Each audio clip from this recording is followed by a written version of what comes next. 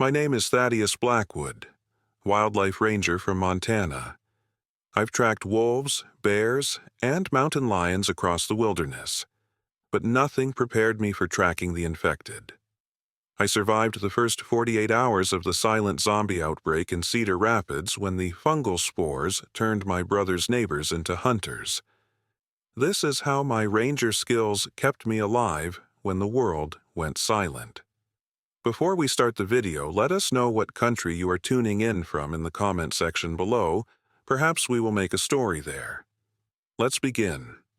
I'm recording this because someone needs to know what happened here. If you're watching this, it means you're still alive. That's something. My name is Thaddeus Blackwood, but most people just call me Thad. I worked as a wildlife conservation officer in Glacier National Park, Montana. I tracked wolf packs, monitored bear populations, lived off the grid for months at a time. I know how to read animal behavior, how to track, how to survive. Those skills saved my life when the outbreak started. They might save yours too. I was visiting my younger brother Kevin in Cedar Rapids, Iowa. Just a normal family visit. I hadn't seen him in almost a year. He'd bought a house in one of those cookie-cutter suburban neighborhoods, the kind where all the houses look the same and you can hear your neighbors sneeze through the walls. So different from my cabin back in Montana. I remember thinking how exposed it all felt. No natural barriers, too many access points, poor visibility lines. Funny how your mind works when you've spent years thinking about predator territory. It was a Tuesday morning when things started. Perfectly normal at first. Kevin had gone to work at the tech company downtown. I was drinking coffee on his back porch, planning a fishing trip for later that week. The neighbor's dog was barking more than usual, but I didn't think much of it. The first real sign was when Kevin called around 9 in the morning. "Something weird's happening at work," he said. His voice had that forced calm people use when they're trying not to panic. "People are getting sick. Like really sick. Really fast." I asked him what he meant, and he said 3 people had collapsed in the office. One minute they were fine, the next they were disoriented, aggressive. Security had to remove them. When I told him to come home, he agreed without argument. That's when I knew it was serious.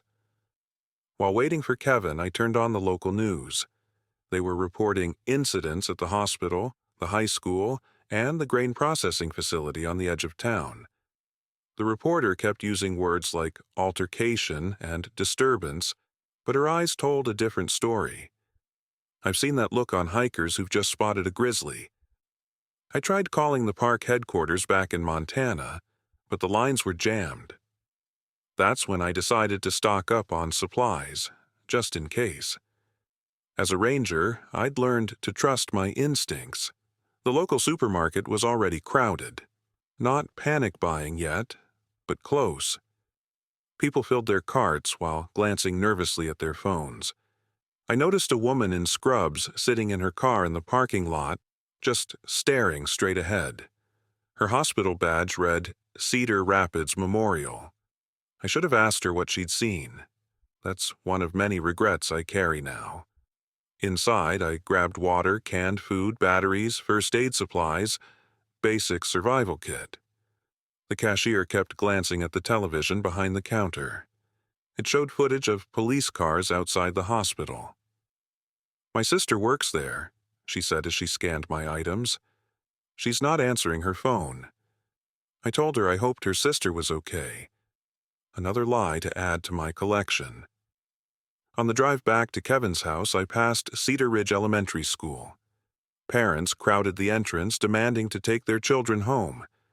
A teacher stood at the door, her face pale, eyes scanning the crowd like she was looking for something. I know now she was checking for symptoms. That teacher, Miss Winters, would be in Kevin's backyard less than 24 hours later, silent and blank-eyed, trying to break through the sliding glass door. Kevin arrived home just as I was unloading the supplies. His hands were shaking. "They sealed off the 3rd floor of my building," he said. "Whole marketing department.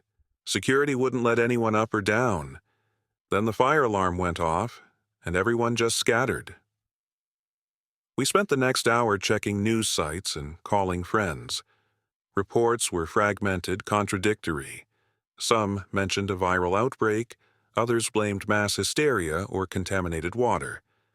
The consistent details were frightening: rapid onset, aggressive behavior, and the affected individual's strange silence. No screaming, no talking, just silent, determined violence. By mid-afternoon, the local news advised residents to stay indoors. An hour later, the broadcast cut out mid-sentence. The emergency broadcast system took over, announcing a shelter-in-place order. The calm, automated voice felt obscene against the chaos unfolding on social media feeds. From Kevin's second-floor window, we could see increased movement on the street. An ambulance sped by. No siren, just lights. A family threw suitcases into their car and drove off. Their front doors still open. "We should secure the house," I told Kevin, falling back on ranger protocols for wildlife emergencies. "Board up the ground floor windows, inventory our supplies, establish a communication plan." Kevin just stared at me. "This isn't a bear, Thad." What the hell is happening? I didn't have an answer, but I had seen enough wilderness crises to know that action beats panic every time. We started by moving furniture against the doors and windows. I fashioned makeshift weapons from kitchen knives and tools. Kevin found an old baseball bat in his garage. We filled bathtubs and containers with water just in case utilities failed. As darkness fell, the noises outside changed. Fewer cars, more footsteps, occasional crashes. No voices, though. That silence was worse than screams would have been. The power flickered around 7 in the evening. We had just finished barricading the back door when we heard it, a steady rhythmic thumping against the side of the house. Kevin peered through a gap in the window covering. His face went white. "It's Carol from next door," he whispered. "She's just standing there, hitting the wall, over and over." I looked for myself. Carol, the kindergarten teacher Kevin had introduced me to just yesterday, stood perfectly still except for her right arm, which methodically struck the siding. Her movements were strangely efficient, mechanical, but it was her eyes that chilled me. Completely aware but empty of anything recognizably human. "She's bleeding," Kevin whispered. Dark fluid dripped from Carol's nose and ears, black in the fading light. We backed away from the window. Within minutes, we heard more impacts around the house. More of them were coming. I mentally mapped the house's weak points, just as I would assess a ranger station during a wildlife threat. "They're not trying to break in," I realized aloud. "Not yet. They're testing, looking for weak spots." "Like wolves," Kevin said, remembering my stories about predator behavior. "Exactly like wolves." That's when I knew my ranger experience might be the thing that kept us alive. Nature's predators and these infected shared one critical trait: they exploited vulnerability with perfect efficiency. The hours crawled by. More infected gathered outside. We took turns watching and resting, though neither of us could truly sleep. I kept thinking about my tracking gear back in Montana, how much I wished for my night vision equipment, my radio, my rifle. But wilderness survival taught me to work with what I had, not wish for what I didn't. Around midnight, the testing stopped. The infected seemed to withdraw from the house, at least temporarily. Kevin and I used the opportunity to reinforce our barricades and take stock of our supplies. We had enough food and water for maybe 4 days if we rationed carefully. The flashlights and batteries would last a bit longer. My satellite phone from the Ranger Service had no signal. Whatever was happening had either overloaded the networks or someone had shut them down. "We should try to get some real sleep," I told Kevin. 4 hours each, rotating watch. He nodded but didn't move from his position by the window. "Do you think this is everywhere? Or just here?" I considered lying to him, but what was the point? The speed of this thing, the way it's spreading. "I think it's bigger than Cedar Rapids. Much bigger." The military broadcasts that had replaced regular programming mentioned containment zones in Des Moines, Chicago, Minneapolis. Cities connected to Cedar Rapids by major transport routes. The infection was following human movement patterns, just like invasive species follow waterways and highways.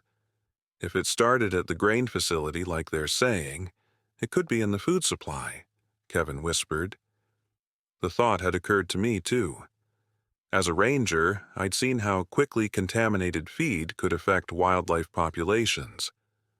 Dawn brought a strange stillness to the neighborhood. The infected weren't gone. I could spot them standing motionless in yards and driveways, but they'd stopped their constant movement. They seemed to be conserving energy. Again, like predators. We used the bathroom sink to wash our faces, trying to maintain some semblance of normalcy. Kevin's eyes had that hollow look I'd seen in hikers rescued after days lost in the backcountry. Shock setting in. "We can't stay here indefinitely," I said, laying out a street map of Cedar Rapids on the kitchen table. Military broadcast mentioned a secure evacuation center at the community college. It's about 7 miles from here. Kevin stared at the map like it was written in another language. "Through neighborhoods full of those things." "Those things were our neighbors yesterday," I reminded him. "And yes, it's risky. But we need medical supplies, better weapons, information." I didn't mention my other concern, that our barricades wouldn't hold much longer if the infected coordinated their efforts. The previous night they'd been disorganized, individual, but they were adapting, learning. That worried me more than anything. Around noon, we heard the unmistakable sound of helicopter rotors. Kevin rushed to the window before I could stop him. "Military!" he shouted, hope flooding his voice. "They're doing airdrops!" I joined him at the window. 2 Black Hawk helicopters hovered over the main commercial district about a mile away. Uniformed figures rappelled down to the street. For a moment, I felt a surge of relief. Then we saw the infected streaming toward the landing zone from all directions. Dozens of them moving with that eerie, efficient silence. The helicopter's noise drowned out whatever was happening on the ground. "They're being overrun," Kevin whispered. I pulled him away from the window. "We need to make a decision. Now, while the infected are distracted." Kevin glanced at the map, then at our dwindling supplies. "The college, then. But how do we get past them?" This was where my wilderness experience became crucial. We move like prey avoiding predators. Stick to cover, avoid open spaces, mask our scent and sounds, travel during their inactive periods. We packed quickly: food, water, first aid kit, my hunting knife, Kevin's baseball bat. I fashioned a makeshift spear from a kitchen knife taped to a broom handle. Not ideal, but better than bare hands. "Wear layers," I instructed, remembering countless wilderness evacuations. Even in this heat, it's protection against bites and scratches. Kevin pulled on a leather jacket despite the summer temperature. I wrapped a scarf around my neck and lower face. Not just for protection, I suspected the infection might be airborne as well as transmitted through fluids. Before leaving, I used binoculars from my travel bag to survey the route. Most of the infected had moved toward the helicopter site, but several remained in the neighborhood. They stood unnaturally still, but their heads moved constantly, scanning, hunting. "They're using their vision more than other senses," I observed. "Track predators long enough, you learn their patterns. These things hunt by sight primarily." We waited until the hottest part of the afternoon when the infected seemed least active. Just like many predators, they appeared to conserve energy during temperature extremes. I'd seen wolves do the same during Montana heat waves.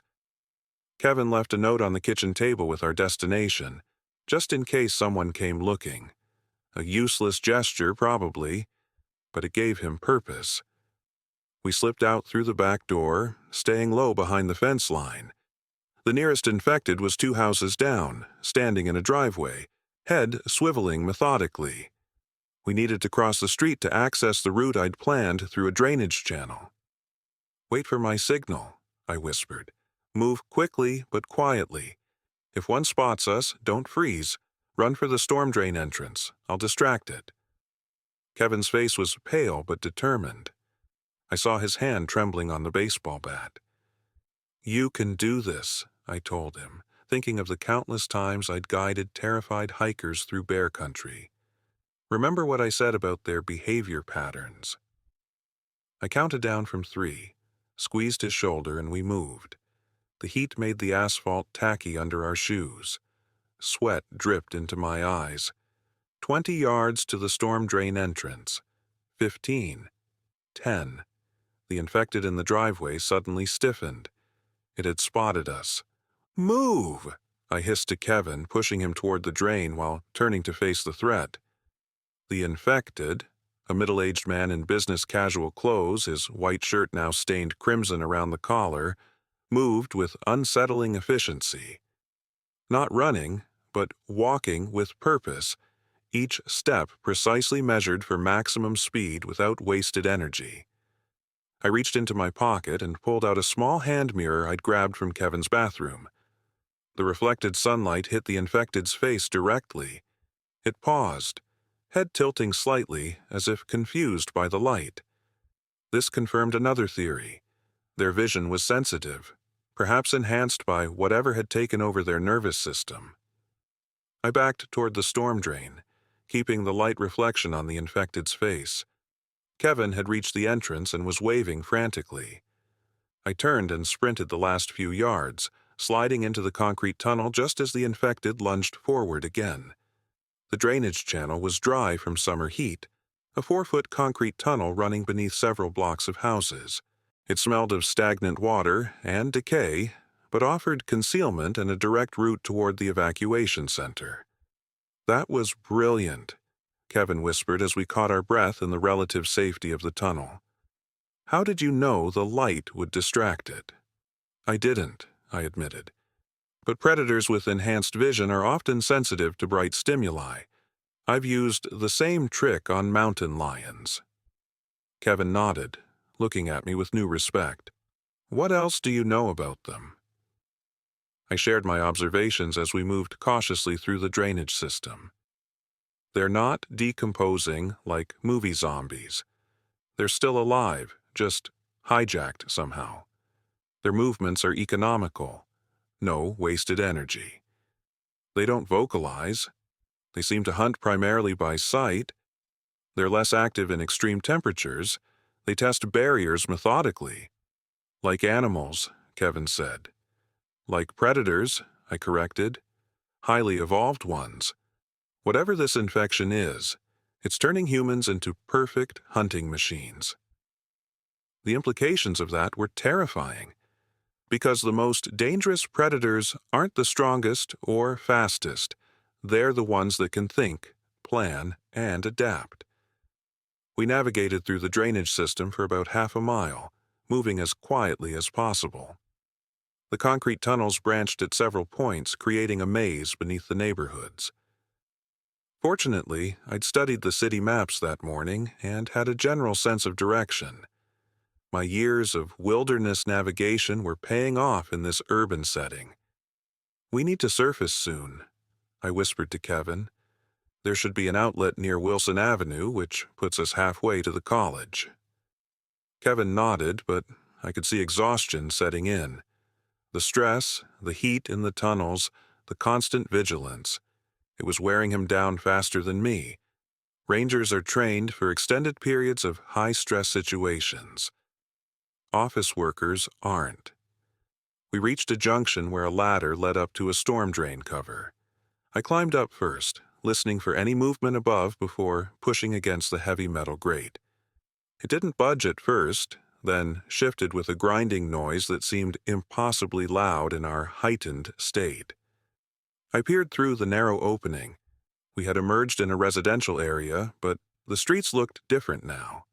Cars abandoned at odd angles, front doors left open, a child's bicycle overturned on a lawn. No infected immediately visible, but that didn't mean they weren't nearby. "Clear for now," I told Kevin. "Let's move fast, but stay alert." I helped him up through the opening, then scanned our surroundings more thoroughly. Wilson Avenue was just ahead, a wider street that would expose us but also provided better visibility and multiple escape routes. "We need to find better weapons," I said, eyeing the garden tools in a nearby open garage. "And check for supplies." Kevin looked uncertain. "Is it worth the risk?" "In survival situations, calculated risks are sometimes necessary," I explained. "That garage might have tools we can use as weapons, maybe even car keys." We approached cautiously, using the cover of parked cars and bushes. The garage door was halfway open, the interior shadowy but seemingly empty. I motioned for Kevin to watch the street while I ducked inside. The garage was a typical suburban workshop, pegboard with tools, shelving units with paint cans and holiday decorations, a riding lawnmower in the corner. I quickly gathered a hammer, wire cutters, and, most valuably, a crowbar. No car keys visible, but I did find a backpack with an emergency radio and flashlight. As I was about to leave, I noticed family photos pinned to a bulletin board. A middle-aged couple with 2 teenage kids, smiling at a lake. Yesterday's normal life, now shattered. I wondered if they had escaped, or if they were now among the infected hunting us. I rejoined Kevin, distributing the new tools as weapons. The emergency radio crackled with intermittent broadcasts, military frequencies announcing evacuation procedures, quarantine zones, containment failures. The news wasn't good, but information was survival. We moved up Wilson Avenue, using parked cars as cover. The streets were eerily quiet except for distant sounds of helicopters and occasional gunfire. I kept thinking about predator behavior, about how wolves will sometimes go silent before a coordinated attack. "Movement. 2:00, Kevin whispered, pointing toward a side street. I saw them, 3 infected moving in perfect unison like synchronized swimmers. Their movements were identical, heads swiveling at the exact same angle, arms swinging with mathematical precision. This wasn't just infection, it was coordination. "Back!" I hissed, pulling Kevin behind an SUV. The infected passed the intersection without turning our way. Their synchronized movement disturbed me deeply. In nature, only highly social predators, wolves, lions, orcas, coordinate their hunting to such a degree. The infection was connecting them somehow. When the infected were out of sight, we continued toward the college, now moving with even greater caution. The summer afternoon heat beat down on us, sweat soaking through our protective layers. But the heat might be helping us. The infected we'd seen seemed less aggressive during peak temperatures. About 4 blocks from the college, we encountered our first major obstacle, a 4-way intersection completely exposed, with no cover for at least 30 yards in any direction. We could see the college buildings just beyond, but crossing this open space would make us terribly vulnerable. "Maybe we can find another route," Kevin suggested, his voice strained. I checked the map again. "Any other approach would add miles to our journey. I don't think you have the stamina for that." It was true. Kevin was flagging, his breathing labored, his movements becoming clumsy with fatigue. Rangers learn to recognize the signs of someone approaching their physical limits. "We need a distraction," I said, formulating a plan based on what I'd observed about the infected. "Something to draw them away from our crossing point." Kevin's eyes widened. "Like what?" I scanned our surroundings and spotted a car alarm fob on a nearby corpse, someone who hadn't made it to safety. I forced myself to search the body, trying not to look at the gore-encrusted wounds around what had once been a throat. "Got it," I said, holding up the key fob. "If these things hunt primarily by sight and sound, this might work." The plan was simple. Trigger the car alarm from a distance, wait for any infected to investigate, then cross the intersection while they were distracted. Basic wildlife management techniques, really, creating a diversion to move dangerous animals away from human populations.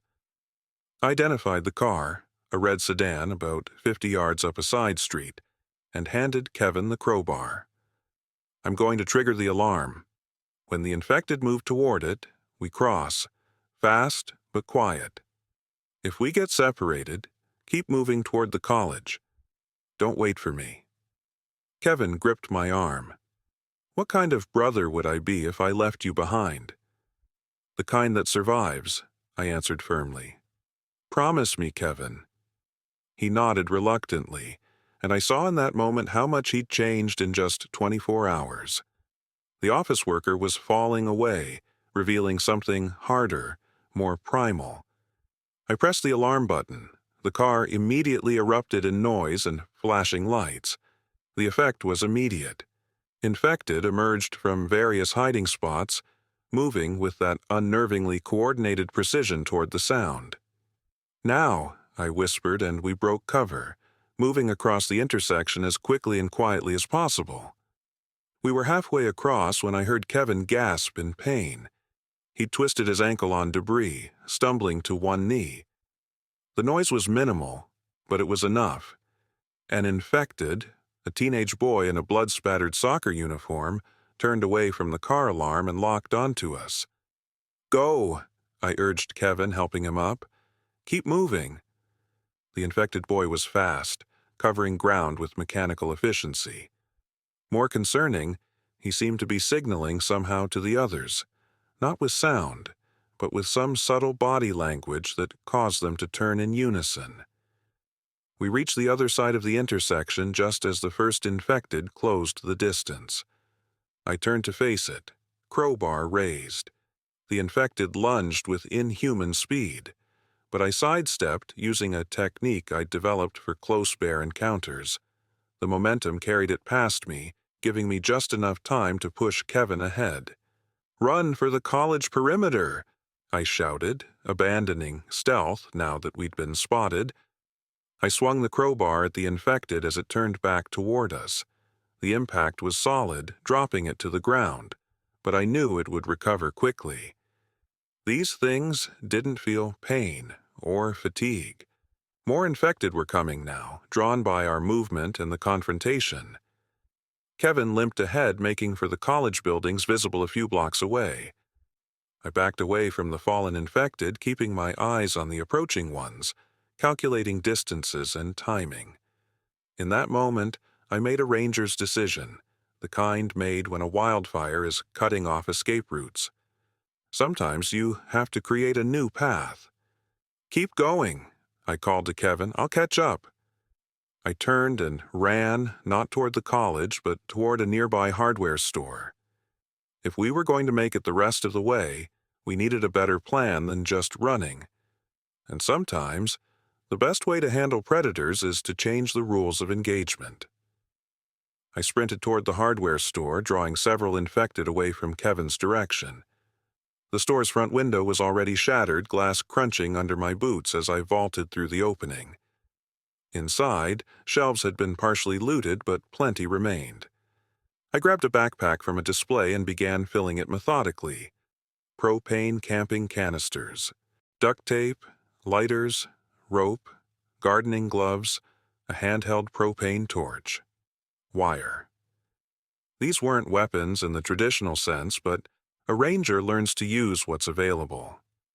I'd once fashioned a bear deterrent from cooking supplies when my official gear was damaged on a backcountry patrol. Outside, infected were converging on the store. I had maybe 2 minutes before they found their way in. Working quickly, I assembled what I needed. Makeshift smoke bombs using household chemicals from the cleaning aisle, combined with rags and containers. Not powerful enough to kill, but perfect for disorientation. I moved to the back of the store, finding an employee exit that led to an alley. Through a small window, I could see 3 infected blocking my path to Kevin's position. They moved with that disturbing synchronization, like dancers following invisible choreography. Lighting the first smoke bomb, I tossed it through the broken front window. The reaction was immediate. Thick, acrid smoke billowed out, causing the infected to pause, heads tilting in that uncanny way. They couldn't process what they were sensing. I used the distraction to slip out the back door, circling around to intercept Kevin's path. When I spotted him limping toward the college gates, I called out softly, "Kevin, over here!" His face flooded with relief when he saw me emerge from between 2 buildings. "Thought you were gone," he panted. "Not getting rid of me that easily," I replied, handing him the backpack. "I got supplies. How's the ankle?" "Hurts like hell, but I can walk." I surveyed the final stretch to the college. The main gates were about 200 yards away, across an open quad. Military vehicles were visible inside the perimeter, along with armed personnel. Safety was tantalizingly close, but the open ground between us and the gates was concerning. "They've barricaded the entrance," I noted, pointing to the makeshift walls of sandbags and vehicles. "Standard containment protocol. They'll have to verify we're not infected before letting us in." Kevin's face fell. "How do they do that?" I remembered protocols from previous disease outbreaks in national parks.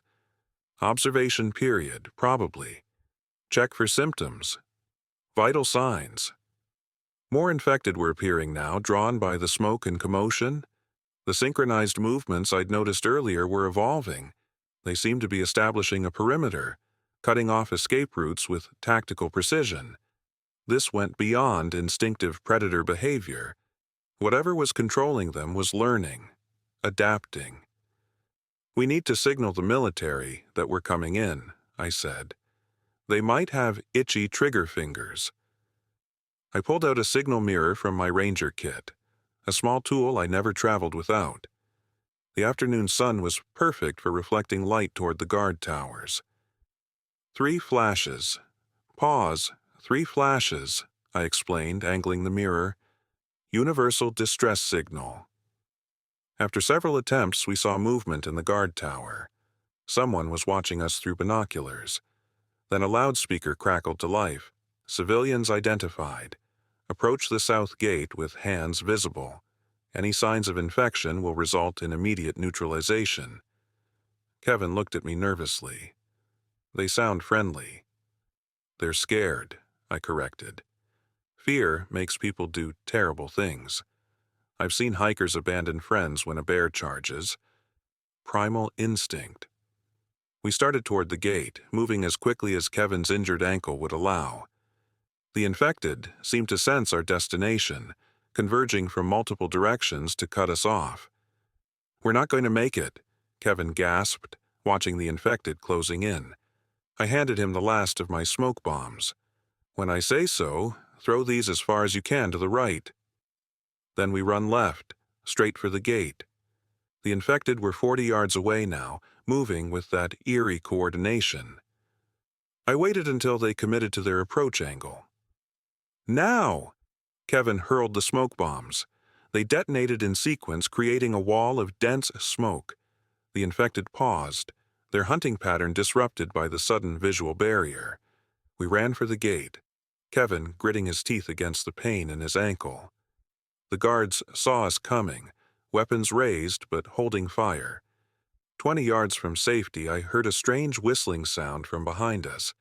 I glanced back to see an infected, the same teenage soccer player from earlier, making the noise through broken teeth. It wasn't a human sound, more like the hunting call of a raptor. Immediately, the other infected changed direction, cutting directly toward us instead of being misled by the smoke. "They're communicating," I realized aloud. adapting their tactics. We reached the gate just as the infected closed in. Military personnel yanked us through a narrow opening, sealing it behind us. Gunfire erupted as they took down the nearest infected. Inside the perimeter, medics immediately separated us, checking for signs of infection. They wore full hazmat suits, taking no chances. "My brother's injured," I told them. "Ankle, not a bite. He needs medical attention." A soldier approached, his face obscured by a tactical mask. "You're lucky. We're evacuating this position in 30 minutes. Last chopper out." "What about the other civilians?" Kevin asked as a medic wrapped his ankle. The soldier's eyes hardened. "This position is compromised. The infection rate exceeded containment parameters 12 hours ago. We're falling back to the secondary defense line at the Mississippi." I processed this information like I would a wildlife management report, clinically, looking for patterns and implications. "You're abandoning the city." "We're preserving resources for viable containment zones," he corrected stiffly. "Iowa is being reclassified as a Class 3 infected territory." While the medics finished treating Kevin, I observed the military operation. What had initially looked like an organized evacuation center now revealed itself as a desperate last stand. Soldiers moved with the tense efficiency of people who knew they were retreating. Medical supplies were being loaded onto helicopters. Computer equipment was being destroyed rather than transported. One screen showed a satellite map of the Midwest. Red zones covered most of Iowa, with spreading patterns into neighboring states. The infection was moving along major highways and rail lines, following human transportation networks just as I'd feared. A medic approached me with a handheld device. "Standard infection screening," she explained, running it near my head. "The fungal spores concentrate in the frontal lobe first. This detects abnormal brain activity patterns." The device beeped green for both Kevin and me. "You're clear," she said, sounding almost surprised. "But protocol requires a 20-minute observation period before evacuation." As we waited, I studied the infected outside the perimeter. Their behavior was evolving before my eyes. They no longer hurled themselves mindlessly at the barriers. Instead, they probed systematically, testing for weaknesses. Some stayed back, observing. Others communicated with those subtle whistles and body movements. "They're hunting us," I told Kevin quietly. "Not individually, but as a coordinated pack." Kevin watched them with horrified fascination. "How is that possible?" "Nature is full of hive minds," I explained, drawing on my biology background. "Ants, bees, even some fungi operate as collectives. Whatever this infection is, it's connecting them somehow." A soldier interrupted us. "Helicopters ready. You're on the last transport out." As we rose to follow him, I couldn't shake the feeling that we weren't escaping the danger. We were just moving to the next battlefield in a war that had only just begun. The military helicopter lifted off as infected swarmed the college grounds below. I watched through the window as soldiers fired final covering rounds before jumping onto the last chopper. The infected moved differently now, some creating diversions while others targeted critical points in the defense perimeter.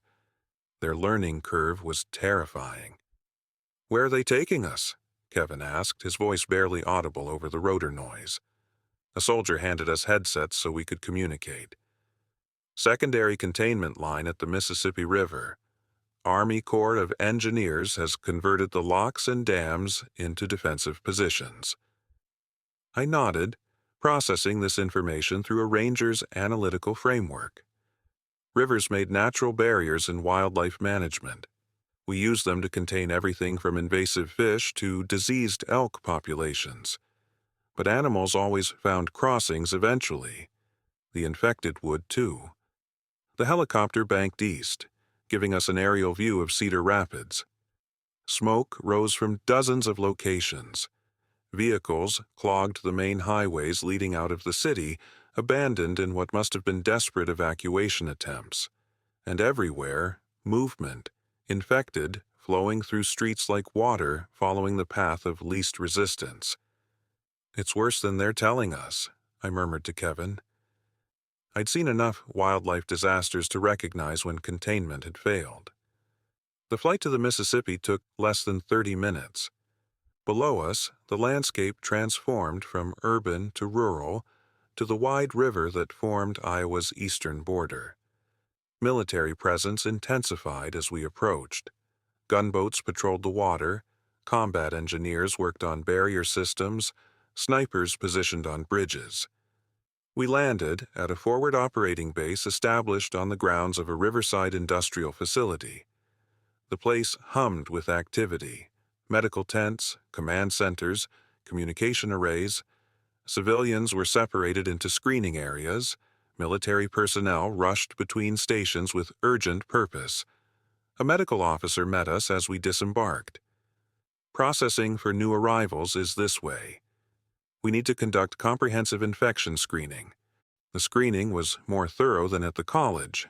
Blood draws, thermal imaging, neurological tests, detailed questioning about exposure.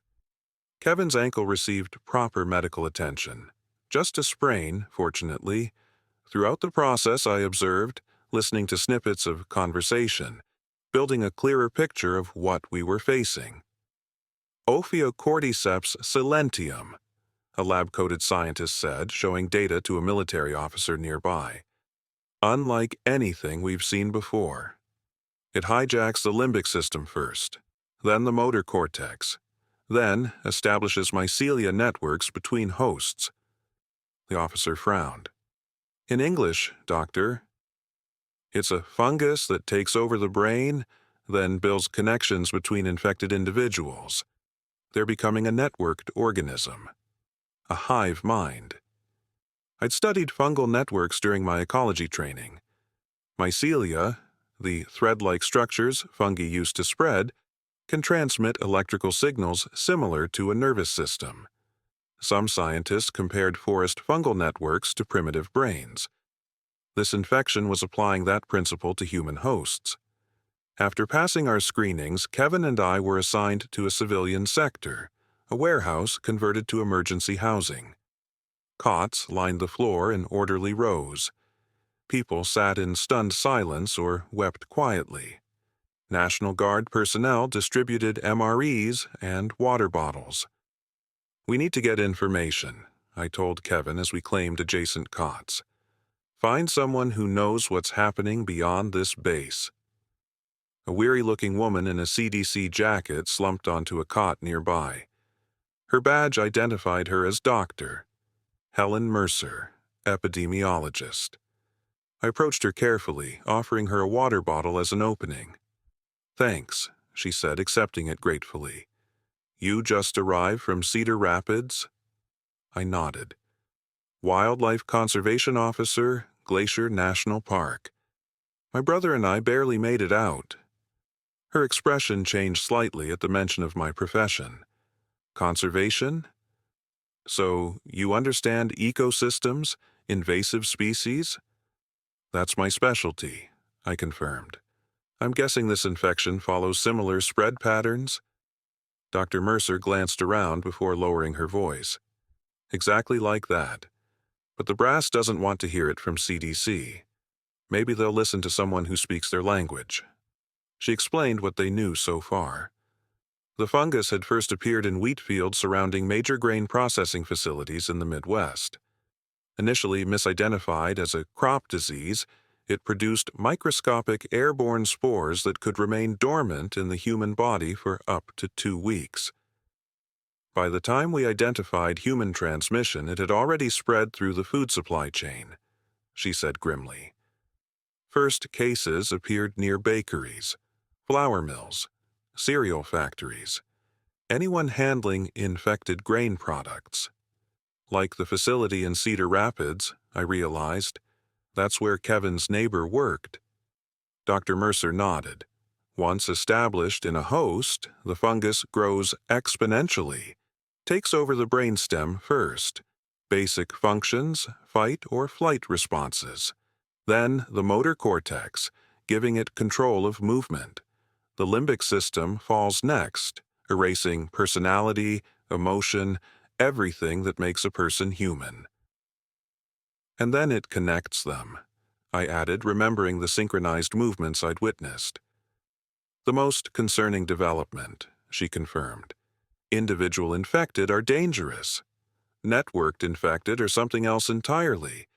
They're developing rudimentary tactics, communication systems, coordinated hunting behaviors. Kevin, who had been listening silently, spoke up. Is there a cure? Dr. Mercer's face told us everything before she spoke. The fungus integrates with neural tissue. Removing it would be like trying to separate two colors of paint after they've mixed. I processed this information the way I would analyze a wildlife management crisis. So, containment is the only option. Yes, but it's already failed in 6 states, she replied. The Mississippi line is holding for now, but the infected are gathering on the western bank.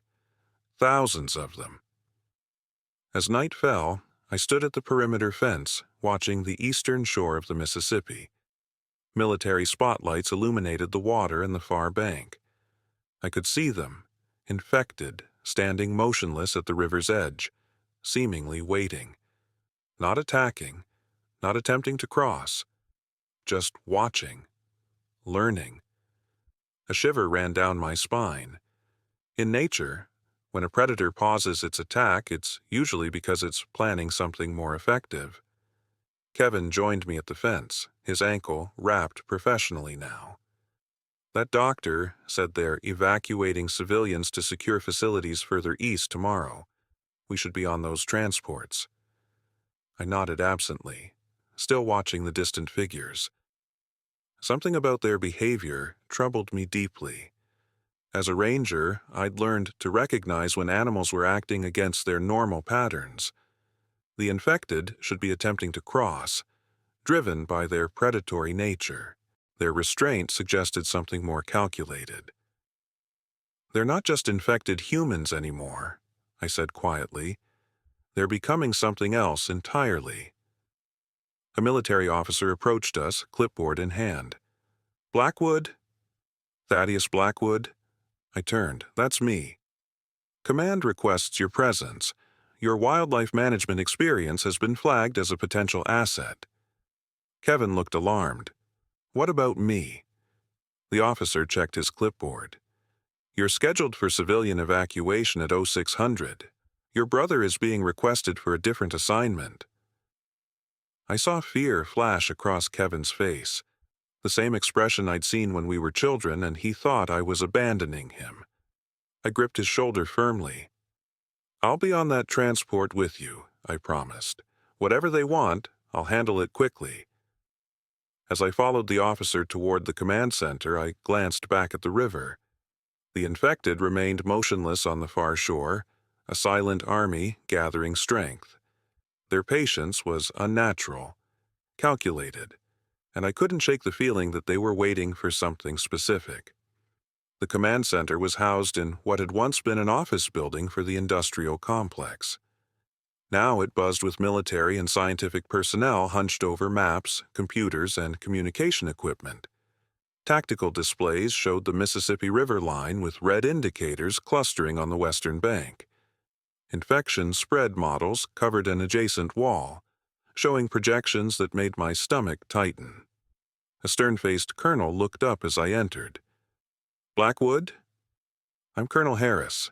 We've been told you have extensive experience with predator behavior and containment strategies. Yes, sir. 15 years with the Park Service, specializing in predator management and ecosystem balance. He gestured to a chair across from him. Sit. Tell me what you observed about the infected. Not what you've been told, what you've seen firsthand. I described everything. Their movements, the way they tested barriers, their apparent communication, the evolving coordination. The colonel listened without interruption, occasionally making notes. Your observations match our forward recon teams. he said when I finished. These things are developing tactics faster than we can counter them. Military doctrine isn't designed for this type of threat. A scientist joined us, introducing herself as Dr. Levine, behavioral biology. We need to understand how they're communicating. If we can disrupt that, we might have a chance at containing larger groups. Colonel Harris pointed to a satellite image showing a massive gathering of infected on the Iowa side of the river. They're concentrating forces here, opposite our weakest defensive position. That's not random. They're strategizing. The implications were chilling. If the infected were developing collective intelligence, our traditional containment approaches would fail. I thought about how we managed wolf packs in the park. You couldn't just target individuals, you had to understand the social structure. In predator management, we identify alpha individuals, I explained, leaders that coordinate group behavior. If these infected are networked, there might be nodes that are more critical than others. Dr. Levine leaned forward, interested. Like servers in a computer network. Some processing more information than others. Exactly. In wolf packs, take out the alpha, and the pack becomes disorganized temporarily. Maybe the infected have similar vulnerabilities. Colonel Harris studied me carefully. We're planning a reconnaissance mission across the river. Small team, minimal footprint. Observe and report on infected behavior patterns. Given your background, I want you on that team. I thought of my promise to Kevin. Sir, my brother is scheduled for evacuation in the morning. I need to be on that transport with him. Your brother will be held here until your return, Harris said firmly. This mission is priority. We need to understand what we're fighting. I wanted to argue, but recognized the strategic importance. If the infected breached the Mississippi line, evacuation zones further east would be compromised anyway. Kevin might be safer if I helped them understand the threat. When do we leave? I asked. 2 hours. You'll be briefed on equipment and insertion methods. Team leader will be Captain Reyes, Special Forces. As I left the command center, I found Kevin waiting anxiously outside. His face fell when I explained the situation. They can't make you go back there, he protested. You're a civilian. This isn't about military authority, I told him. It's about using the right tools for the job. My tracking skills could save lives. Kevin's anger gave way to fear. What if you don't come back? I've navigated backcountry with grizzlies and mountain lions for 15 years, I reminded him. I know how to avoid predators. But even as I said it, I knew these infected were unlike any predator I'd faced before. They learned, adapted, and communicated with an efficiency that surpassed natural predators. Still, I had to try. I spent the next hour with Kevin, going over contingency plans. If I didn't return, he should continue with the evacuation. I gave him my ranger credentials and contact information for my supervisors in Montana. Then, I showed him how to use my satellite messenger device to send emergency signals. I'll find you, I promised, no matter what happens. The briefing with Captain Reyes was concise. Our team consisted of 5 people. Reyes, 2 Special Forces operators, Dr. Levine to collect scientific data, and me as the tracking specialist. We would cross the Mississippi at night using a small boat, land several miles from the main infected concentration, and make our way toward their gathering point. Observation only, no engagement unless absolutely necessary.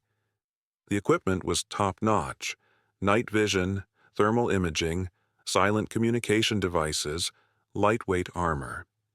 I was also given a tranquilizer rifle similar to what I used for wildlife management. These darts contain an experimental neuroblocker, Dr. Levine explained. It won't cure the infection, but it might temporarily disrupt the connection between infected individuals. If we identify what appears to be a node subject, we want to tag it for further study. As night fell, we prepared at the river's edge. The boat was a low-profile military craft with muffled engines. Across the dark water, we could see thermal signatures of the infected, still gathered but not attempting to cross. "Last chance to back out," Captain Reyes said quietly as we loaded equipment. I thought of Kevin, of the evacuation transports that would leave tomorrow, of the defensive line that might not hold without better intelligence. "I'm in." We slipped into the current, staying close to the eastern shore before crossing at the narrowest point. The boat's black hull made us nearly invisible against the water. As we approached the western bank, I felt the familiar tension I experienced when tracking predators in the wilderness. That hyper-awareness of being in hunting territory. We landed in a secluded cove and secured the boat under camouflage netting. Captain Reyes used hand signals to direct our movement inland. Through my night vision goggles, the familiar Iowa landscape looked alien, ghostly green contours of abandoned farms and vehicles. We moved in formation, using cover and concealment techniques. Dr. Levine monitored a handheld device that detected spore concentrations in the air. So far, the levels were negligible. We were upwind of the main infected gathering. After an hour of careful movement, we reached an elevated position overlooking what had once been a small town. What we saw froze the blood in my veins. Hundreds of infected moved through the streets with purpose. Unlike the chaotic hordes depicted in zombie movies, these infected were organized. Some stood in the sentry positions. Others moved supplies, not for consumption, but for what appeared to be construction. They were building something. "My God," Dr. Levine whispered, "they're creating infrastructure." Captain Reyes studied the scene through binoculars. "What kind of infrastructure?" "I can't tell yet, but this isn't random behavior. They're following a plan."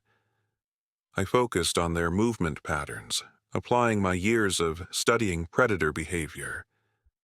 "There's a hierarchy," I observed. "See how some infected direct others? And those three in the center. The others are bringing them materials, like worker bees to queens." Dr. Levine aimed her recording equipment at the central figures. "Possible network nodes. We need closer observation." Captain Reyes looked skeptical. "Too exposed. High risk of detection." "I can get closer," I volunteered. "Wildlife tracking techniques. Minimal footprint." After a brief discussion, we agreed I would approach with Dr. Levine's monitoring equipment while the others maintained overwatch. I removed my boots for quieter movement and applied mud to my exposed skin to reduce my thermal signature, old ranger tricks for observing sensitive wildlife. I moved downslope using natural cover, freezing whenever sentries turned my way. The infected relied primarily on vision and sound, but their sensory capabilities seemed enhanced. I treated them like mountain lions, apex predators with acute awareness of their territory. As I drew closer, the structure they were building became clearer. It wasn't shelter or fortification. It looked like a communications array of some kind, assembled from scavenged electronics. The implications were disturbing.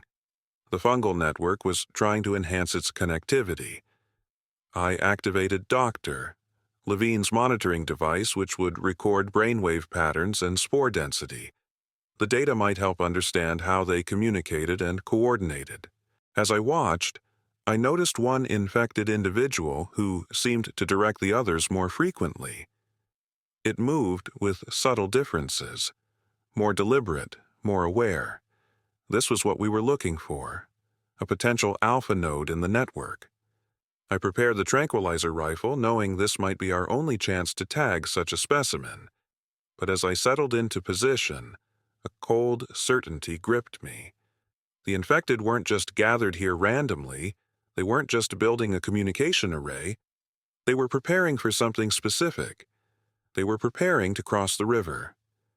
I lined up the shot carefully, controlling my breathing just as I would when tranquilizing a bear. The targeting scope showed the alpha infected clearly, once a middle-aged man in business attire, now something else entirely. Its movements were more fluid than the others, more purposeful. It directed the construction with subtle gestures, almost like a conductor leading an orchestra. The dart found its mark, striking the infected in the upper thigh. It reached down with mechanical precision, removed the dart, and examined it briefly before dropping it. No pain response, no alarm, but within seconds, its movements became less coordinated. It stumbled, then collapsed. The reaction from the other infected was immediate and unexpected. Several rushed to the fallen alpha, surrounding it protectively. Others began scanning the area, moving in search patterns that showed unmistakable tactical awareness. They knew they were being watched. I activated my radio with the silent alert signal and began retreating using the planned extraction route. Captain Reyes acknowledged with a single click. As I moved through the underbrush, I heard a sound that chilled me to the bone. That whistling call I'd heard in Cedar Rapids, but amplified by dozens of infected throats. A hunting call. They had detected us, and they were coordinating their response. I increased my pace, staying low and using natural depressions in the ground. The infected moved with frightening efficiency, converging on my last position. Their search pattern showed they understood pursuit tactics, cutting off likely escape routes rather than following a direct trail. When I rejoined the team at our rally point, Captain Reyes was already preparing to move. "They're mobilizing throughout the area," he reported tersely. "Extraction plan compromised." Dr. Levine checked her equipment. "Did you get the data?" I nodded, and successfully tagged a node infected. It responded differently to the neuroblocker. The others protected it. "Hierarchical structure confirmed," she said, excitement temporarily overriding fear. "The fungal network has centralized processing nodes."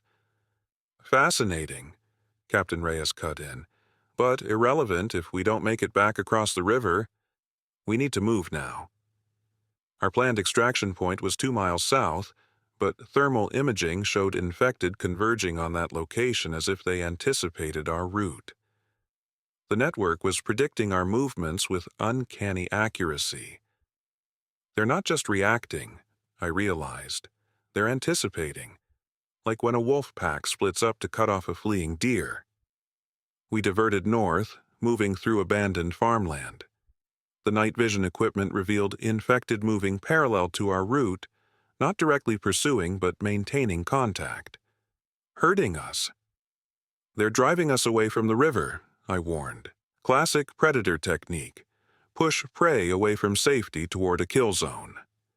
Captain Reyes consulted his tactical map. "Alternative crossing point here. Old railway bridge. Partially collapsed, but still passable on foot." The bridge was 3 miles away, requiring us to move through more populated areas where infected concentrations would be higher. But it was our best option. We adjusted course, maintaining communication discipline and using every available cover. As we approached the outskirts of a small riverside town, we encountered our first major obstacle. The road leading to the bridge was blocked by an overturned semi-truck. Behind it, infected had created a barricade of vehicles and debris. Not random wreckage, but a deliberately constructed barrier with firing positions. They had fortified the approach. "They've militarized," one of the Special Forces operators whispered, "adopting defensive tactics." We skirted the roadblock, moving through residential buildings. Each structure needed to be checked before entry. Standard clearing procedure, but painfully slow. Every minute increased the risk of detection. Inside one home, we found signs of recent human presence. Food wrappers, water bottles, a makeshift sleeping area. Someone had been hiding here. Perhaps still was. I noticed muddy boot prints leading to a closet door. Captain Reyes signaled for defensive positions while I approached the closet. "We're U.S. military," I called softly. "We're not infected. We can help you." No response.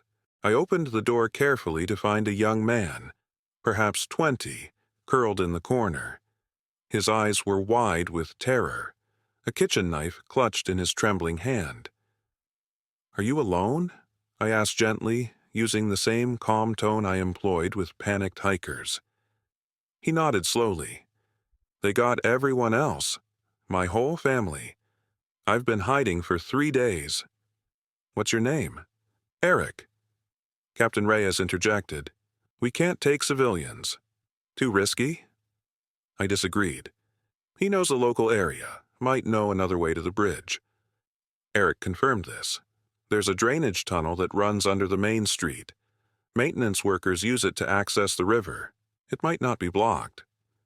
The tunnel was a significant risk. Confined space, limited visibility, no quick exit if compromised. But our alternatives were dwindling. The infected were establishing a perimeter around our position, tightening the noose with each passing minute. "Lead the way," Captain Reyes decided finally. "But at the first sign of trouble, we prioritize the mission." Eric guided us to a maintenance access point 2 blocks away. The tunnel entrance was secured with a padlocked gate, which the Special Forces team quickly breached. The passage beyond was narrow, damp, and pitch black, except for our night vision equipment.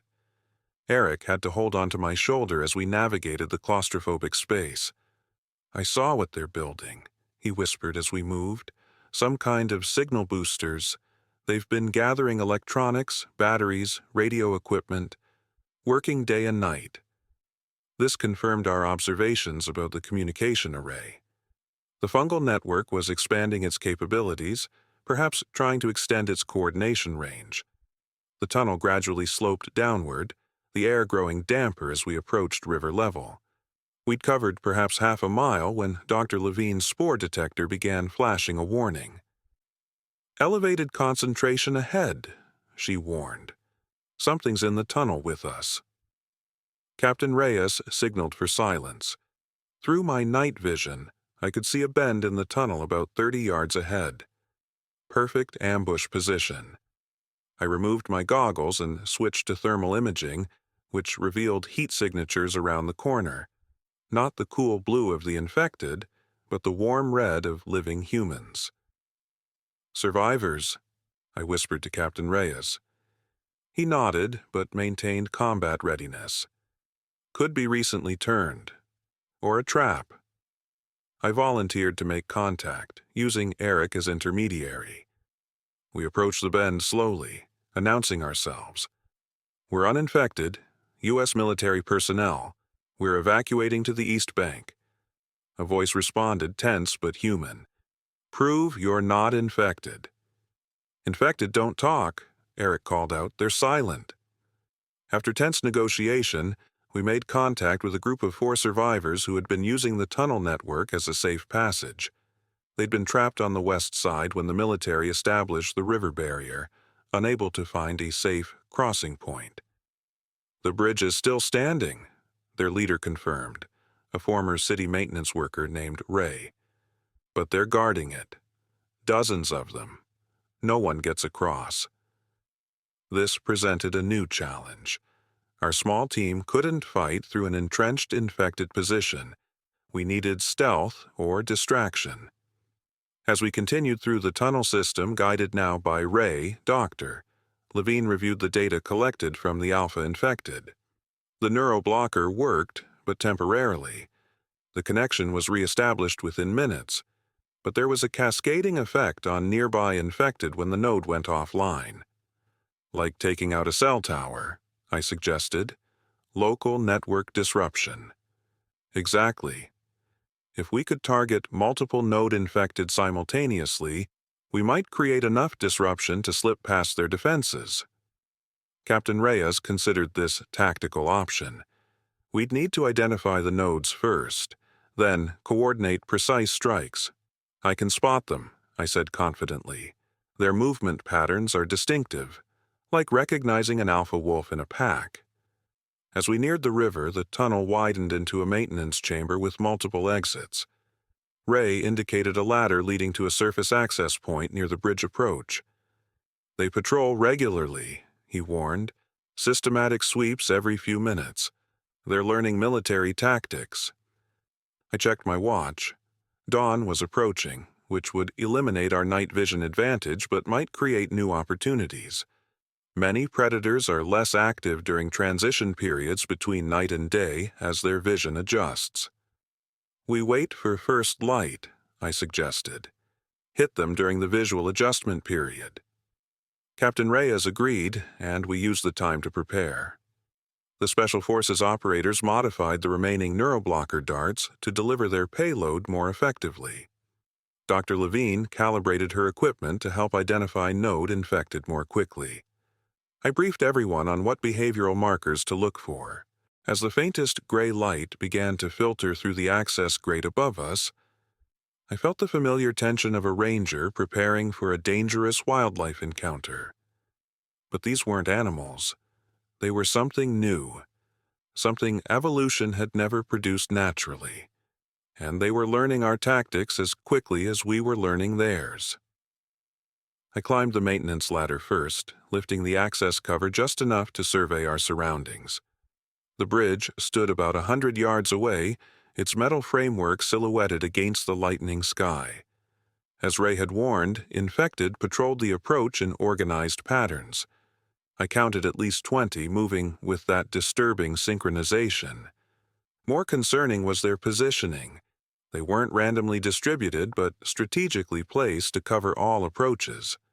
Some occupied elevated positions as lookouts. Others maintained mobile patrols. The bridge itself was partially collapsed in the middle, leaving a narrow passage that would force us to cross in single file, a perfect bottleneck for an ambush. I reported my observations to Captain Reyes, who reviewed our options with grim efficiency. "Frontal approach is suicide. We need that network disruption." Studying the infected through binoculars, I identified 3 potential node candidates based on their behavior patterns. They moved differently, more fluid, more aware, directing rather than following. I pointed them out to Dr. Levine, who confirmed elevated neural activity on her scanner. "Those are our primary targets," I said. "Hit them simultaneously, and we might create enough confusion to break through." The plan required perfect timing. The Special Forces operators would target the node infected with modified neuroblocker darts from concealed positions. The survivors would create a distraction on the opposite side of the approach. When the network temporarily destabilized, our team would make a dash for the bridge. Captain Reyes assigned positions. "Blackwood, you're with me. Your job is to identify any additional nodes that might take control when the primaries go down." As we prepared to move out, Eric approached me. "Let me come with you. I can help." I saw determination in his eyes, but also fear. He'd survived alone for days, showing remarkable resilience. But this was beyond civilian capabilities. "You'll be safer with Ray's group," I told him. "They know the tunnel system if retreat becomes necessary." We moved into position as dawn broke fully across the landscape. The infected continued their patrols, seemingly unaffected by the changing light. An evolution in their behavior, adapting to the day-night cycle. The fungal network was learning constantly. With hand signals, Captain Reyes coordinated our timing. The survivors moved into position near an abandoned truck, ready to create their distraction. The Special Forces operators sighted their targets through specialized scopes. Dr. Levine monitored neural activity, ready to confirm when the network disruption occurred. On Reyes's signal, everything happened at once. The survivors knocked over metal debris, creating a cacophony that drew infected attention. The operators fired their darts with pinpoint accuracy, striking all 3 node-infected simultaneously. The effect was immediate and dramatic. The infected nearest to the downed nodes froze in place, movements becoming erratic. Some stumbled in circles. Others stood completely still, The coordinated defense pattern collapsed into chaos. "Now!" Reyes ordered, and we broke from cover, sprinting toward the bridge. The disruption wouldn't last long. Already I could see some infected beginning to recover, movements becoming more purposeful. The network was adapting, routing around the damaged nodes. Identified a fourth infected taking on coordination functions, pointed it out to one of the operators who quickly neutralized it with another dart. We reached the bridge entrance as the first wave of infected began to reorganize. The bottleneck at the collapsed section would slow us down, making us vulnerable. Captain Reyes and his men established a defensive position, covering our crossing. "Civilians and science team first," he ordered. "We'll hold them off." Ray led his survivors across, followed by Dr. Levine with her critical data. I helped them navigate the precarious collapsed section, a 10-foot gap with only narrow structural beams to cross on. Below, the Mississippi flowed dark and swift. As the last survivor crossed, I turned to see the infected launching a coordinated assault on our position. They had recovered from the network disruption faster than anticipated, and now moved with terrifying purpose.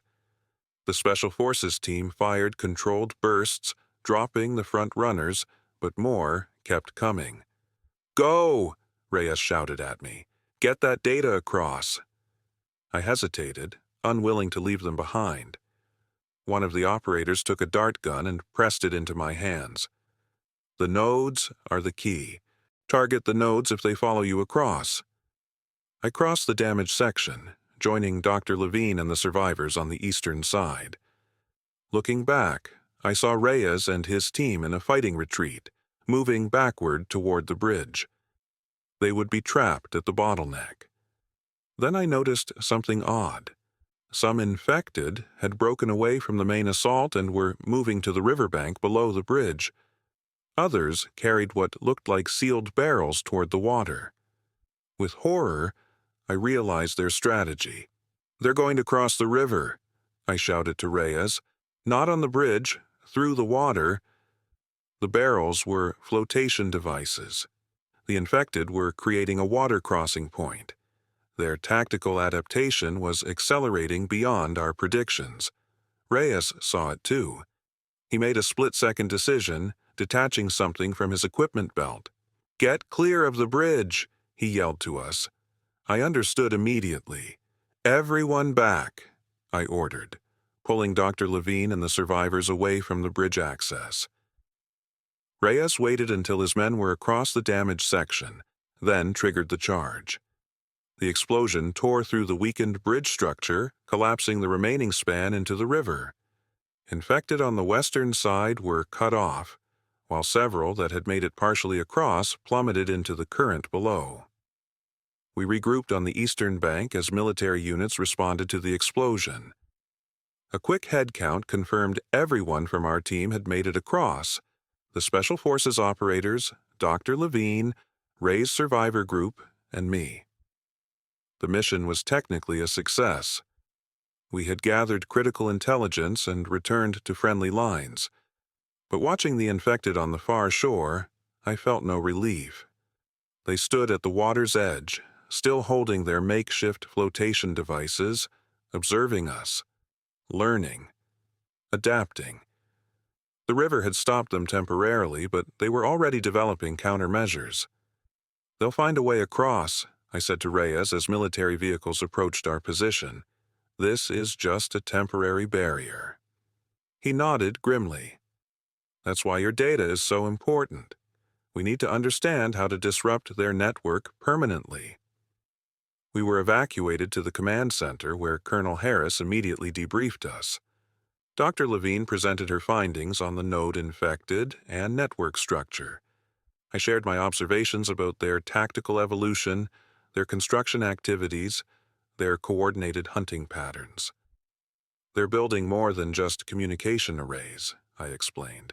"They're developing infrastructure to extend their reach. The fungal network is expanding systematically." Colonel Harris studied the data with growing concern. "How long before they establish a crossing point?" "Days, not weeks," I estimated. They're adapting too quickly. Each failure teaches them. The command center buzzed with renewed urgency. Orders were issued to reinforce water patrols, establish secondary defensive lines, accelerate civilian evacuations. I found myself thinking of Kevin, scheduled for evacuation that morning. Had he already been transported east? Was he safe?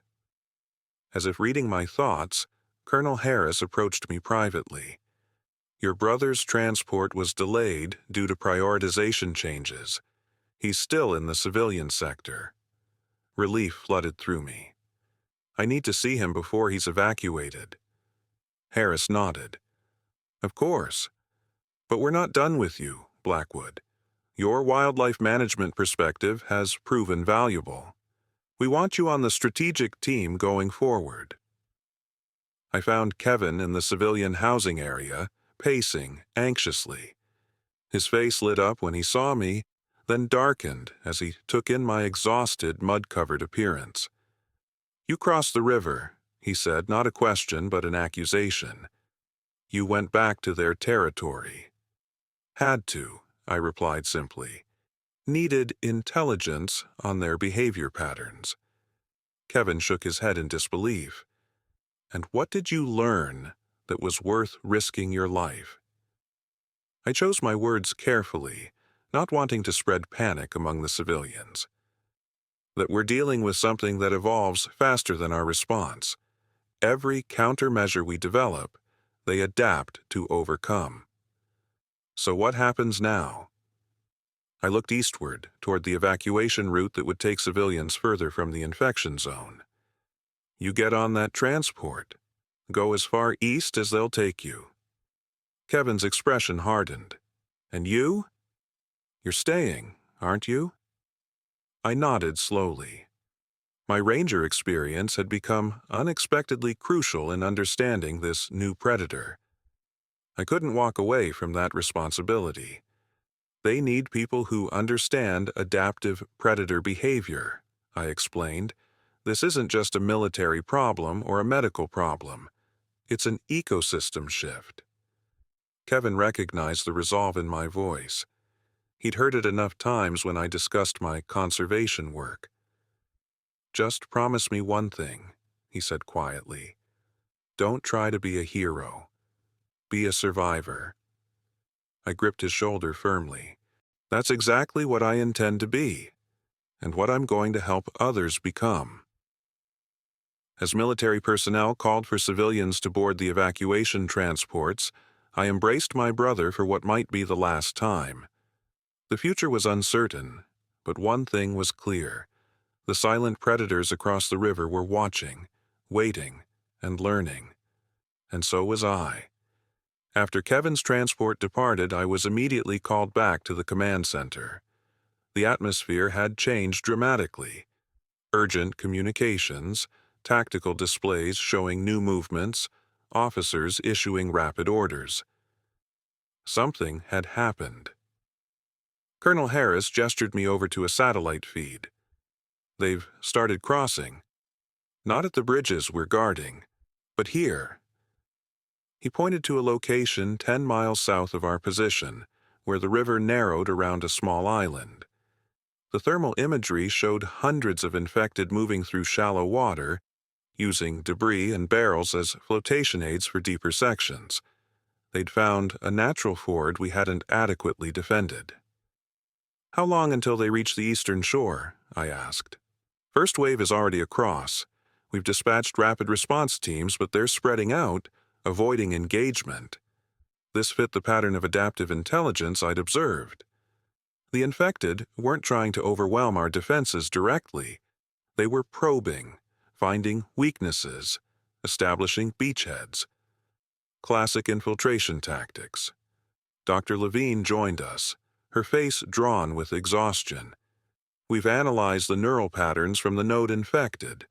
The fungal network operates on a distributed processing model. Take out one node, others compensate. But there's something else. She displayed a complex frequency chart. They're emitting electromagnetic signals, similar to very low-frequency radio waves. This explained their synchronized behavior over distances.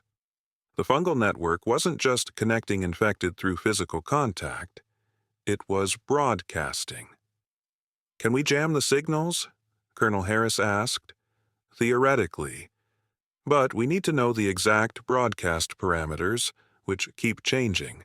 They're adapting to interference."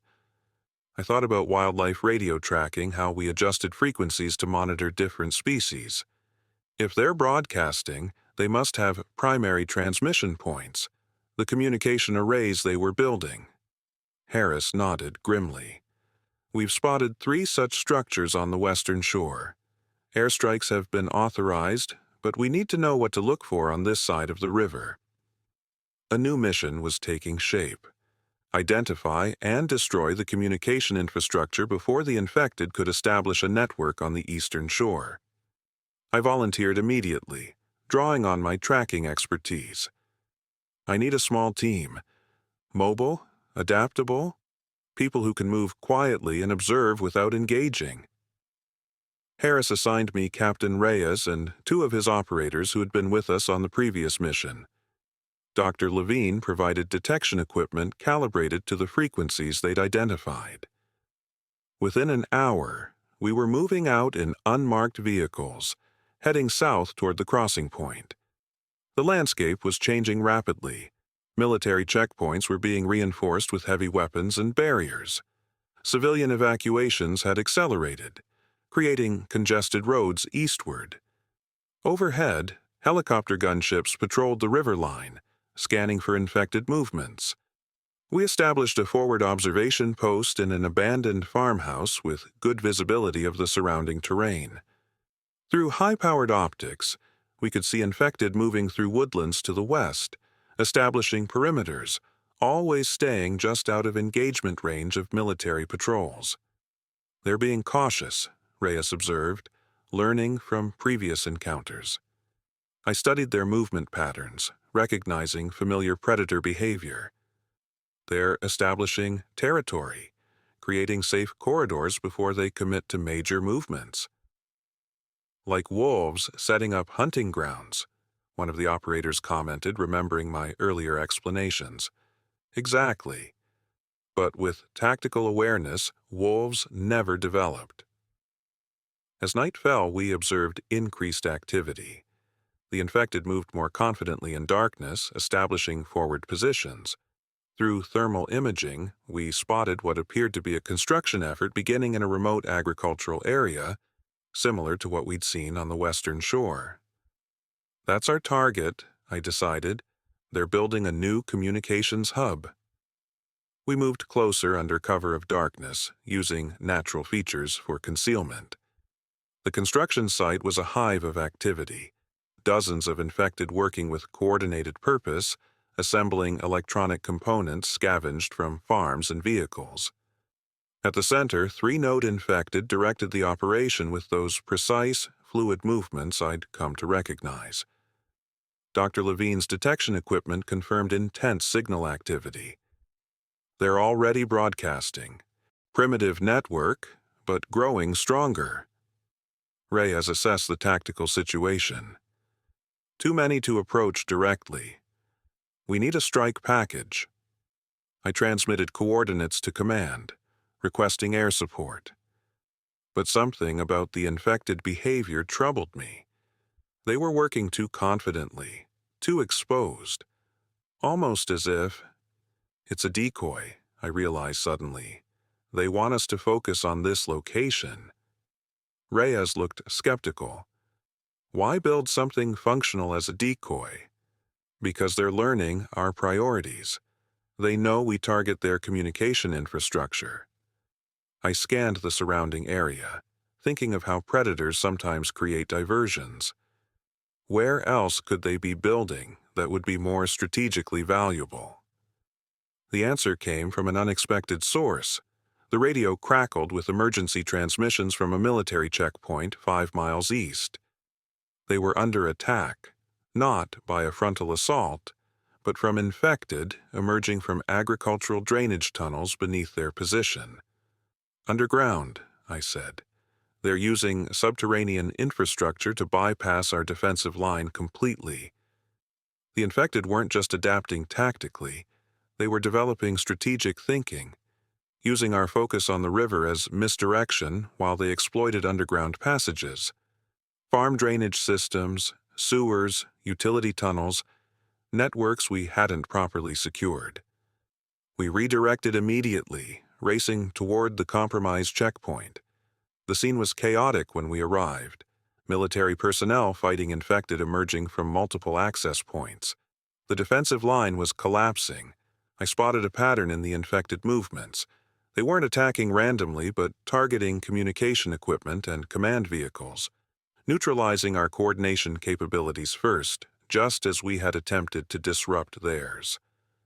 They're mirroring our tactics, I told Reyes as we joined the defense effort, learning from each engagement. We managed to contain the breach, but not before several infected broke through the perimeter heading east. More concerning, we discovered a sophisticated signal relay in the drainage system.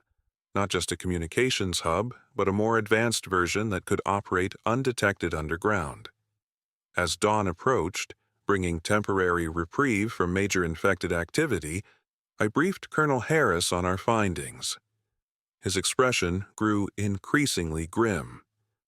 "They've evolved faster than our models predicted," he acknowledged. "Defensive containment is failing. We're implementing firebreak protocol." The term was unfamiliar to me, but the implications became clear as he explained. Firebreak protocol called for the establishment of a scorched earth zone, a wide area deliberately rendered uninhabitable to create a barrier the infected couldn't cross. Controlled burns, chemical defoliation, demolition of bridges and tunnels. "How wide a zone?" I asked. 20 miles initially, expanding as needed." The environmental scientist in me recoiled at the ecological damage this would cause. But the ranger who had managed invasive species understood the necessity. Sometimes habitat destruction was the only way to contain a catastrophic threat. "We need you to help identify critical underground pathways," Harris continued. "Drainage systems, utility tunnels, anything they might use to bypass the firebreak." I agreed, though the task was daunting. Decades of infrastructure development had created thousands of potential crossings. We would need to prioritize based on infected behavior patterns. As we developed the containment strategy, reports continued to arrive from Western positions. The infected were adapting to our countermeasures with frightening speed. Radio jamming was becoming less effective as they shifted broadcast frequencies. Physical barriers were being overcome through coordinated efforts. Our tactical advantages were eroding hourly. In a quiet moment between planning sessions, Dr. Levine shared a disturbing theory. The fungal network isn't just coordinating existing infected, it's optimizing them, rewiring neural pathways for specific functions. "Specialization," I said, understanding immediately. "Like worker ants or bees in a hive." "Exactly. We're seeing infected adapted for specific roles: scouts, builders, combat units. The network is creating the equivalent of a social insect colony, but using human hosts." The implications were profound. We weren't fighting individual infected anymore, but a single organism distributed across thousands of bodies. An entity that could think, learn, and adapt with collective intelligence. As night fell again, I stood at the perimeter, watching flares illuminate the advancing firebreak zone. Demolition teams were collapsing bridges and buildings. Engineering units were sealing underground passages. The scale of the operation was unprecedented. Captain Reyes joined me, his face streaked with exhaustion and soot. "Think it will hold them?" I considered the question carefully, drawing on everything I knew about containing invasive species. "It might delay them, but they'll find a way through. They always do." He nodded grimly. "Then what's the point?" "Time," I answered simply. Every day we hold them back is another day for civilian evacuation, for research into countermeasures, for preparation of the next defensive line. As if to emphasize my point, the horizon behind us lit up with fire as the first controlled burns began. The firebreak was becoming reality, a scorched boundary between humanity and the spreading infection.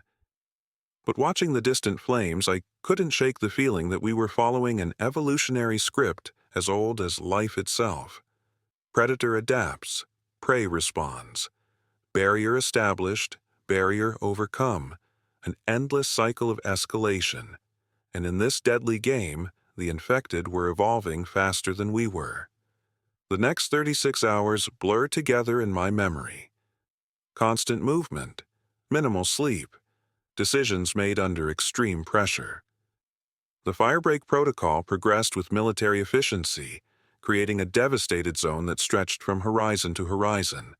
Farmland torched, structures demolished, waterways dammed or diverted. We were erasing decades of human development to create a barrier against what humans had become. My role evolved into something between tactical advisor and environmental consultant. I worked with engineering teams to identify and seal underground passages, with reconnaissance units to track infected movements, with command staff to predict adaptation patterns. My wildlife management experience had never been applied in such a terrifying context. The infected probed our defenses constantly, testing for weaknesses. Each encounter revealed new adaptations. They'd begun using tools, simple at first, then increasingly sophisticated. Some carried improvised shields against our weapons. Others used camouflage to avoid thermal detection. They were learning from every engagement, incorporating our tactics into their own. Most disturbing was their communication evolution. Dr. Levine's team detected new signal patterns emerging from their network hubs. The transmission range was expanding, allowing coordination over greater distances. Infected that had once operated in isolated clusters were now functioning as a unified force. They're developing a distributed intelligence, she explained during one briefing, not just sharing information, but processing it collectively, problem-solving at a network level. Colonel Harris absorbed this information with grim resolve. Can we still disrupt the network? Temporarily, in localized areas, but they're developing redundancies faster than we can identify them. The firebreak bought us precious time, but we knew it wouldn't hold indefinitely. I focused on identifying patterns that might predict their next adaptation. If we couldn't outfight them, perhaps we could outthink them. During a reconnaissance mission to the edge of the firebreak zone, I witnessed something that changed my understanding of what we faced. A group of infected had gathered at the barrier, but instead of attempting to cross, they were systematically testing the soil, water, and air. Not random behavior, but methodical environmental sampling. They're analyzing the firebreak, I reported to command, looking for ecological weaknesses. This represented a new level of strategic thinking. The infected weren't just responding to obstacles, they were studying them scientifically, seeking sustainable pathways through our defenses. 2 days after the firebreak was completed, they found one. It began with reports of unusual bird behavior along the eastern perimeter. Flocks moving in coordinated patterns, some falling dead from the sky. Initial assessment suggested a pathogen release, but tissue analysis revealed something more sinister. Microscopic fungal spores attached to the bird's feathers and respiratory systems. The infected had weaponized migratory birds as transport vectors, using them to carry spores across the firebreak. Biological dispersion, I explained to the crisis team. Many invasive species use animal hosts to spread across barriers. But this is deliberate engineering, not random chance. Within hours, we detected isolated infection cases beyond the firebreak. The dreaded network signals appeared in previously secure areas. Our containment strategy had been outflanked by natural vectors we couldn't possibly control. Colonel Harris ordered immediate establishment of a secondary containment line, but resources were stretched thin. Civilian evacuation routes became congested as panic spread. Military units struggled to maintain order while preparing new defensive positions. In this chaos, I received unexpected news. A message from Kevin.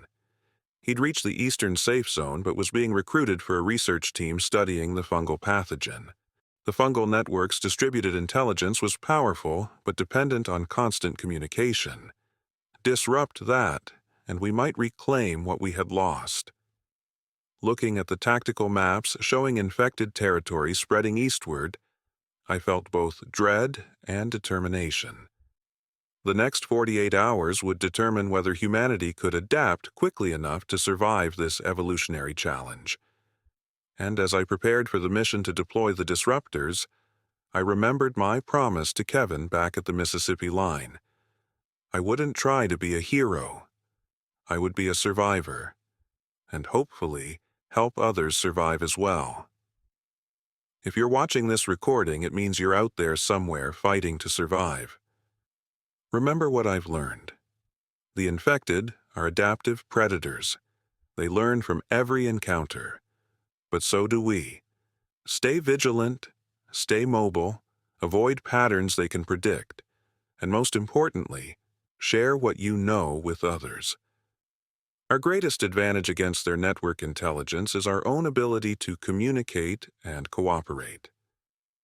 This is Thaddeus Blackwood, Wildlife Ranger, and like you, a survivor of the silent outbreak.